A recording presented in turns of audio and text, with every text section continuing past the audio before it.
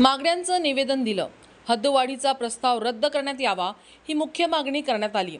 शिष्टमंडळात DS लहाने, सुनील सोनूने, advocate Dasharath Singh Rajput, Satish Bhakare Patil, Ravindra Bhakare Patil, प्रतीक जाधव, सुरेश कंकाळे, श्रीकांत जाधव, अनिता जाधव आदींचा समावेश होता। निवेदनात म्हटलंय की हद्दवाढीचा प्रस्ताव अन्यायकारक आहे। स्वतःच ठराव घेऊन स्वतःची हद्दवाढ करून घेण्याचा कोणताही अधिकार नगर परिषदेला नाही।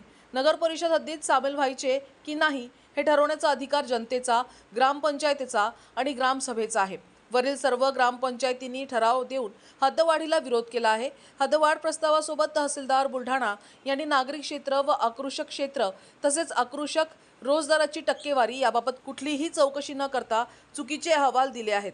जिल्हाधिकारी आणि नगर परिषदेनं अगदी हुकुमशाही पद्धतीनं नियमांचे उल्लंघन करून सदरचा हद्दवाढ प्रस्ताव शासनास सादर केलेला आहे। तो आम्हाला मान्य नाही। सदरचा अन्यायकारक आणि गावाच्या सार्वभौमत्वाला बाधा पोहोचविणारा हद्दवाढ प्रस्ताव तात्काळ रद्द करण्यात यावा अशी मागणी निवेदनात करण्यात आली आहे। गावामध्ये अनेकदा पटत नाही, परंतु 4 ते 5 गावे जर एकत्रितपणे येऊन लढा देत असतील तर नक्कीच प्रकरण गंभीर आहे। कारण आमदार संजय गायकवाड हद्दीवाढीसाठी जोरदार प्रयत्न करतात। बुलढाणा नगर परिषदेनं 6 वर्षापूर्वी 21 डिसेंबर 2020 रोजी या संदर्भात ठराव घेतलाय, ज्यात सुकाळखेड, माळविहीर, जांभरून, येळगाव, सागवन, सुंदरखेड अंतर्भूत करावे असं ठरावात नमूद आहे। त्यावर सूचक म्हणून तत्कालीन नगरसेवक आशिष जाधव आणि अनुमोदक म्हणून दीपक सोनूने यांचा उल्लेख आहे। विशेष म्हणजे तत्कालीन नगराध्यक्षा मोहम्मद नजमुन्निसा यांचीही स्वाक्षरी सदर ठरावावर आहे। त्यानंतर संबंधित गावांनी नगर परिषदेला आपला विरोध कळविलाय। मागील 5 वर्ष हे प्रकरण थंड बसत्यात होतं, परंतु मागील 2 महिन्यांपासून पुन्हा हद्दवाढीच्या प्रश्नानं उचल खाल्ली आहे। आमदार संजय गायकवाड हद्दवाढीचं जोरदार समर्थन करतात। विकासासाठी हद्दवाढ आवश्यक असल्याचं त्यांचं म्हणणं आहे। इकडे मात्र गावकरीही आंदोलनाच्या भूमिकेत आहेत। आज मोठ्या संख्येनं जनआक्रोश मूकमोर्चा काढण्यात आला। मोर्चानं शहरवासियांचं लक्ष वेधलं होतं। निश्चितच गावकरी जर हद्दवाढीला विरोध करीत असतील तरी ही बाब आता जिल्हा प्रशासनपुरती राहिली नाही। हा प्रश्न मुख्यमंत्र्यांपर्यंत पोहोचण्याची आंदोलकांची तयारी आहे। त्यामुळे आमदार संजय गायकवाड आणि जिल्हा प्रशासनाला गावकऱ्यांचे योग्य समुपदेशन करीत समोपचारानं हा प्रश्न हाताळावा लागेल हेच स्पष्ट होत आहे। सागवन, सुंदरखेड, येळगाव, माळवीर येथील नागरिक भूमिपुत्र मंडळी या ठिकाणी सर्वांनी खूप मोठा मोर्चा, शांतिपूर्ण मोर्चा, जो जन आक्रोश मूक मोर्चा, गावकरी जन आक्रोश मूक मोर्चा म्हणून आम्ही या ठिकाणी खूप मोठ्या संख्येने आलेलो आहोत।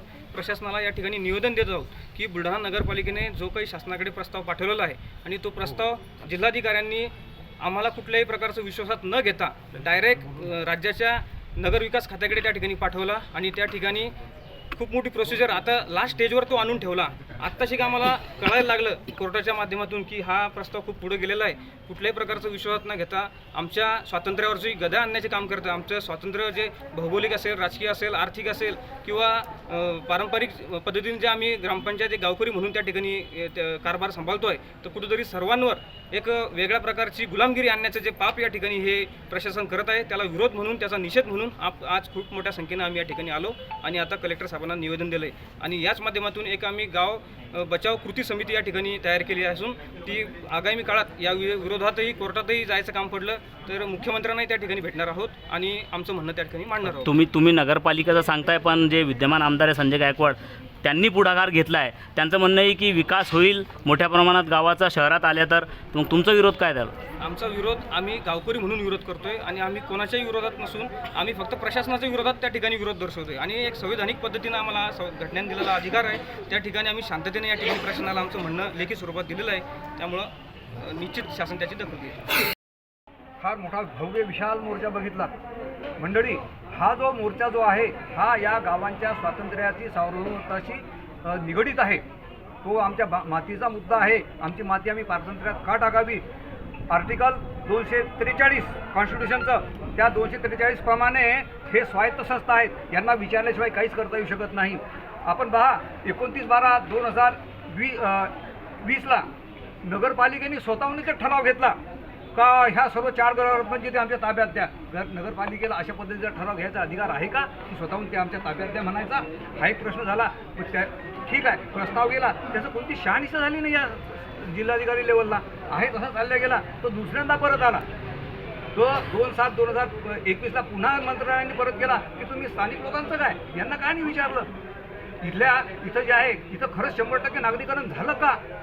त्याच्यानंतर इथली जे आहे अकृषिक रोजगार जो नगरपालिकेवर अवलंबून आहे तो झाला का, हे सर्व मुद्दे काढून तो परत केल्याच्यानंतर आमच्या ग्रामपंचायतींनी जे आहे की नाही, 4ही ग्रामपंचायतींनी आणि ग्रामसभांनी सुद्धा जनतेने सुद्धा फार मोठा एक मोर्चा आमच्या ग्रामपंचायतवर आला होता की आपल्याला तसं करायचं नाही, जायचं नाही म्हणून.